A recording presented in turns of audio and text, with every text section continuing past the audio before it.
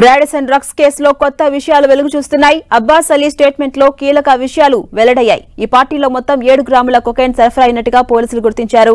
అయితే రాడిసన్ హోటల్లో 3 గ్రాముల కొకైన్ మాత్రమే వినియోగించినట్టుగా తేలింది. మరో 4 గ్రాముల కొకైన్ పై ఎస్ఓటీ గచ్చిబౌలి పోలీసులు ఆరా తీస్తున్నారు. 4 గ్రాముల కంటే తక్కువ పరిణామంలో డ్రగ్స్ వినియోగం జరిగితే కోర్టులో కేసు నిలబడదని పోలీసులు అంటున్నారు. ఇప్పటికే Manjeera groups director Vivekanand, peddler Abbas, driver Praveen ను అరెస్ట్ చేశారు పోలీసులు. నిర్భయ్ కేదార్లను విచారించి నోటీసులు ఇచ్చారు.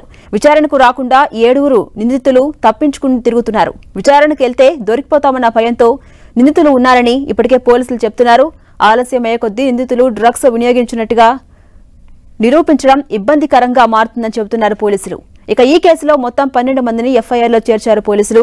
డ్రగ్ కేసులో 9 గా ఉన్న నీల్ విదేశాలకు పారిపోయాడు. మరో 3 పరారీలో ఉన్నారు.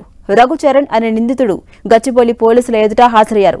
రఘుచరణ్ కు నిర్వహించిన నార్కోటిక్స్ పరీక్షల రిపోర్ట్స్ ఇవాళ వచ్చే అవకాశం కనిపిస్తోంది.